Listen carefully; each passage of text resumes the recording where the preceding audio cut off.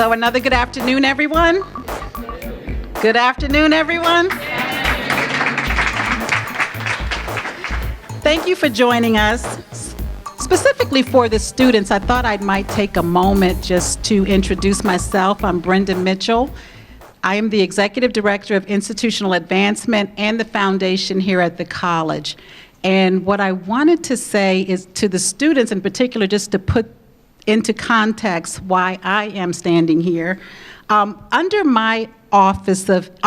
our Office of Institutional Advancement, and I'm sorry, falls the function of alumni relations.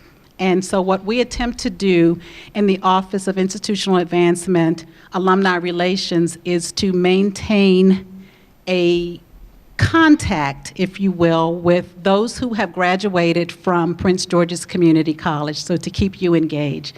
So with that stated, the Office of Institutional Advancement is very pleased to present a chat with the alumni of the Academy of Health Sciences at Prince George's Community College.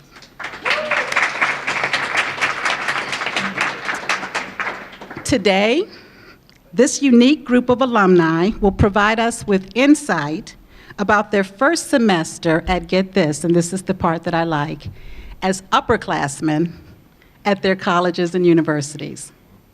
Another round of applause. But before that, to speak more about the Academy of Health Sciences, I am pleased to bring to the podium Dr. Kathy Richard Andrews, Principal of the Academy for Health Sciences.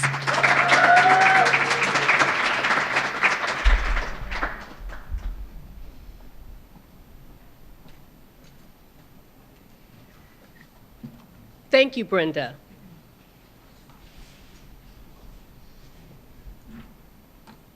Again, I'm at a loss for words because I'm so very proud of you. We are proud of the work that you have done, and I thank all of you for coming out this afternoon to join us. I am most proud of the fact that many of you, after receiving your associate degree, also are now pursuing degrees at institutions that are colleges and universities that include both a bachelor's and a master's degree, and in some instances, many of you will go on to pursue your PhDs and your MDs. Today, we have a few alumni who will serve on a panel with Dr. Dukes, but many others have updated us on their progress. For example, Bryce Spears is currently attending Hampton University, where he ended the fall semester with all A's and a GPA of 4.1. Additionally, Trevor Harris, my Brandon, is double majoring in biomedical science with a concentration in pre-medicine and psychology. He earned a GPA of 3.98 in the fall while participating on the drumline at North Carolina Wesleyan College. In our audience today, I have many of you: Carlos, Mia, Rosie, my three Davids, Uche, Brandon. Oh, I haven't forgotten your names. I'm actually taking this all in. I'm taking it all in. Denisha, you now attend my alma mater, Loyola University in New Orleans. That's the Loyola, as you well know we refer to ourselves as. Toria, you're here with us, along with Helium, and you guys are now Terps. So many of you are. I will not ignore University of Maryland, Baltimore County, along with Townsend and many of the places, Amber, that you are attending, and also Trinity University is in the house. Mark, I know you're here, and you're representing going right into your junior year in engineering. How proud we are of you. Could all of you please stand?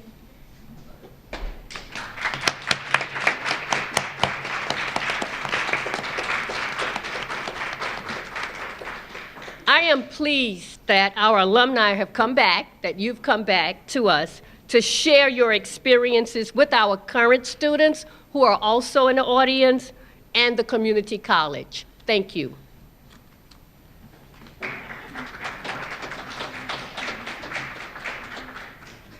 And thank you again, Dr. Andrews. Can we give Dr. Andrews a round of applause for her? And Dr. Doss, if you could join us up on the panel now. I have the pleasure of introducing our panel for this afternoon. To my far left is Kasey Chan. I was getting ahead of things. I was getting ready to call you Dr. Kasey Chan. A public health major at the University of Maryland, College Park. Next to her is David Tucker.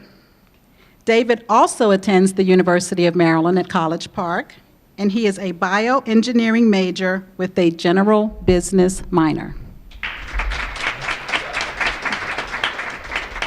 And also, last but not least, is Makeda Turner. Makeda attends the University of Maryland, Baltimore County, where she is a biology major with an emergency health sciences minor and a French certification.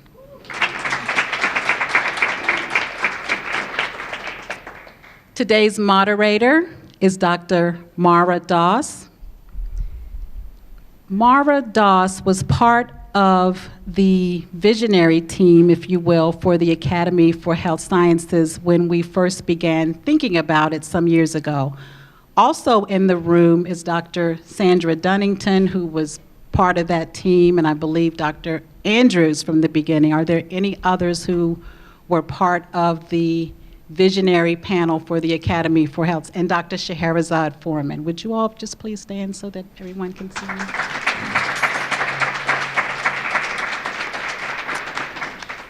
So without further ado, I will step aside and let the conversation begin. All right. I like that, Dr. Kasey Chan. I like that. Thank you, Brenda. And thank you, Dr. Andrews. And thank you, everyone, students and audience from the Academy of Health Sciences, for joining us today. It's always, always a good time and actually a fun time with the Academy of Health Sciences. So this is a pleasure for me to be here today to start the conversation, as Brenda says. So I have a few questions of our panelists. And the questions are for all three of you, and you can jump in. And I know you guys are quite used to this, being on the camera. Okay, question number one. As a recent graduate of the Academy of Health Sciences at Prince George's Community College, how would you describe your first semester as an upperclassman?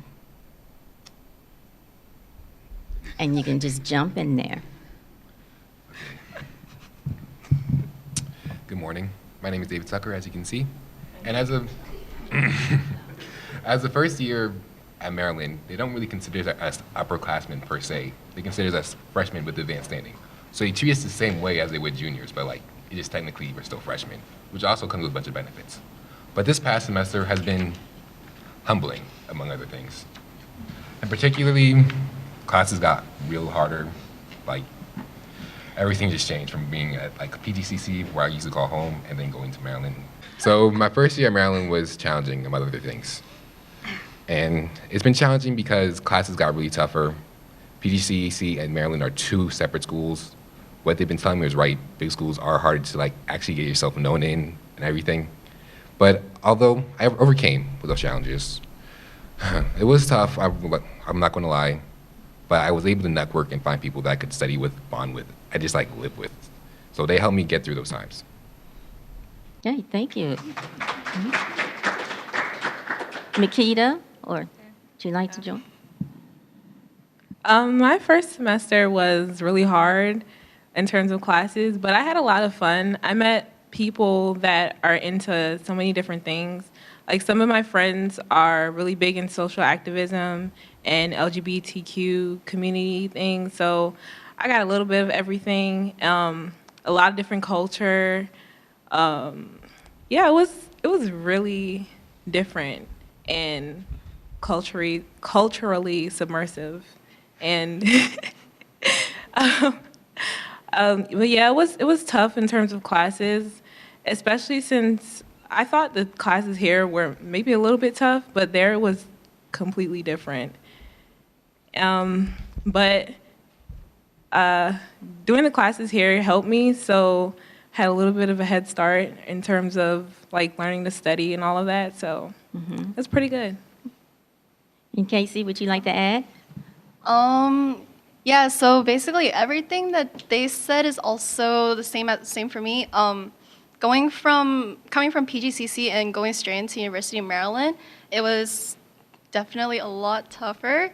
But it was also an eye-opening experience because the community here, it's a lot smaller compared to Maryland, where it's like, 20,000 some kids. Yeah. And as far as classes go, because the grading system is slightly different at Maryland, it was somewhat more challenging, but I think coming from a somewhat college life here at PGCC, it kind of helps set my mind to how to study and like how to approach professors and things like that. Okay, thank you. Okay, who is staying and living on campus? Raise your hand. Okay, here's the million-dollar question. Do you have a roommate? Yeah. Are you getting along with your roommate? Kinda. I remember. Okay. What extracurricular activities are you involved in on campus? Okay. I'm involved. I'm on the cheerleading team, and I'm also on the Red Cross Club. And let me see. I'm in a living learning community, which is basically like a special floor in most of the dorm buildings. So mine is Shriver Living Learning Community, which is basically about trying to improve the community, especially around in Baltimore, and addressing issues like poverty, racial equality, and things like that. Wonderful. Right. I'm a part of the Oakland Resident Life staff, which assists with the living of residents, and I'm also part of the Sign Language Club because my roommate is deaf, so like it really helps so I can communicate with him effectively. And I'm also part of College Success Scholars, which is the program that helps particularly African American and Hispanic Latino males help get them through college and graduate. For me, I'm attending Tart Wushu, which is basically like the Maryland's martial arts club, and I was also mentoring for the program at Maryland called America Reads, America Counts, where we go to local PG County elementary schools and help mentor kind of first grade to third graders in either reading or math. All right. That's good. You guys staying active. Okay, this question, and we'll start out with Kasey this time, okay? You kind of covered this when you answered the first question, but how do you feel the Academy of Health Sciences has prepared you for your new college experience? As far as the new college experience, I guess it's just AHS, it immersed us into real world society. And I guess being exposed to college classes earlier, it helps, like I said before, it helps set your mind to how you should become more independent and how you should take care of your things, like approaching professors when you need help or just finding your own resources on your own instead of relying on others to find it for you. And David, Okay. anything to add? So AHS, like Kasey said, it prepared you for the real world. It made sure you knew how to approach your professors, you know how to study, and you're basically on top of your game. But it also like helped you connect with other people that you weren't so comfortable with and actually take advantage of their resources. You help them, they help you. And so, yeah. I think they said all of it, basically.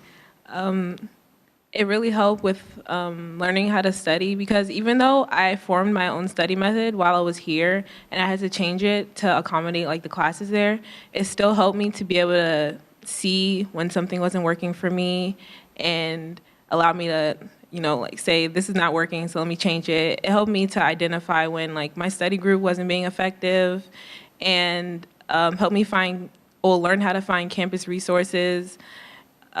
Basically, yeah. That's it. Okay, thank you.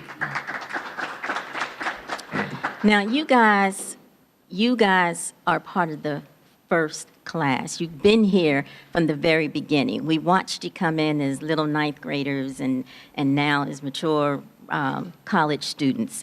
So as you have that distinction of being the first graduates of the middle college of a middle college, the first middle college in the state of Maryland, actually. So what does that mean to you, or what do you believe comes with that distinction?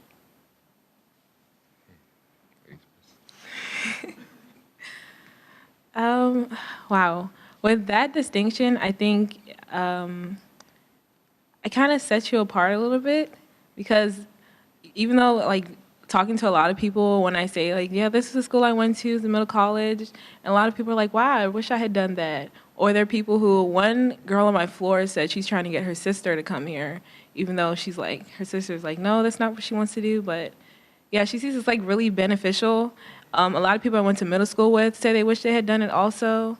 So it kind of like sets you out as like somebody that's able to find something that's better for you, like someone who can, I don't know how to word it, but you're able to find what can benefit you so that, you can advance yourself and you're not trying to just, stay in one place. You want to reach higher things. You have goals and you see what you want to do in the future. So you're trying to achieve that in any way possible.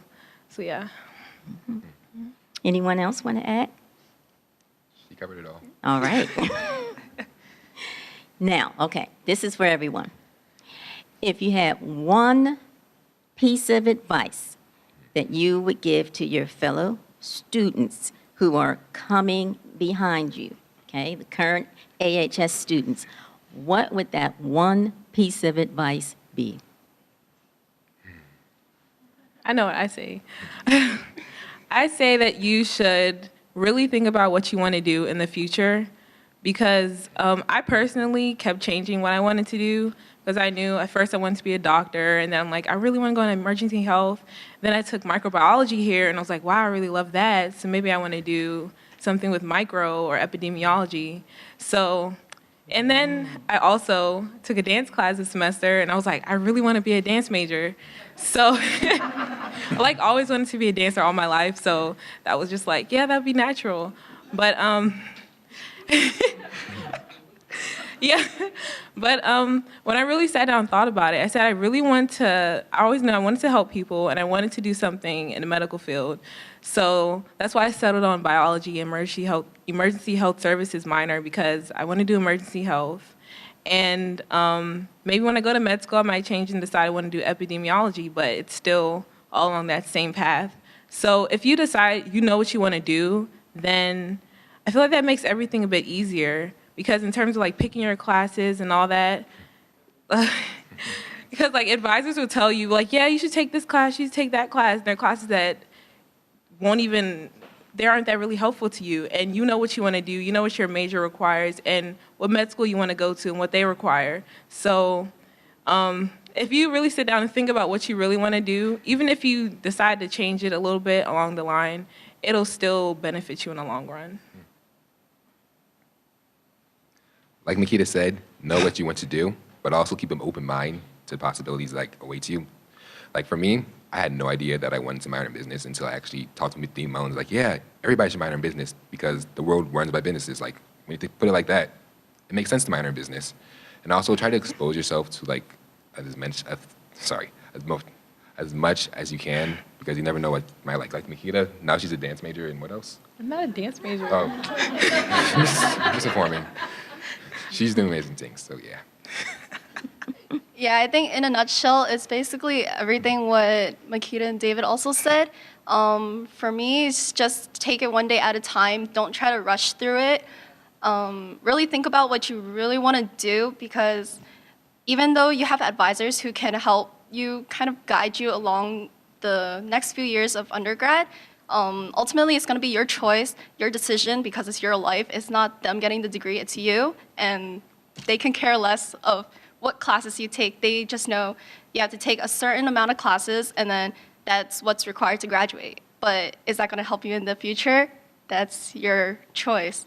And another piece of advice that I would give, learn to stop procrastinating, because University of Maryland, if you do go, there's a lot of work, and procrastination and cramming is not going to help you get that 4.0. Yeah. All right. You heard that. You heard that. You guys are great. You're really great. And I have a confession to make. We really just did all of this because we miss you so much and we wanted you to come back because we wanted to see you. No. We are very, very, very proud of you and very, very proud of your accomplishments. And we thank you, panel, for being here. We thank you, Academy of Health Sciences, staff, students, and we wish you well. And this concludes the end of our formal session and our panel. And then we are ready to take some questions from the audience. My piece of advice is when you are having trouble with certain things, like certain assignments, or you just don't understand the work very well, and you're a very proud person. So I had this issue as well. You put your pride aside because it's not going to get you anywhere. The help is always here. There's always tutoring here. The teachers are here to help you. The professors want you to succeed. They don't want you to fail. That's not why they're here. They're educators for a reason. As I said before, is put your pride aside, because I know some people are. They like, okay, I'll get it eventually by myself, and that doesn't help you. I've had that situation myself, as I said before. Just put your pride aside. Just, I'm saying, like, look for the help. It's always here. Thank you. Okay.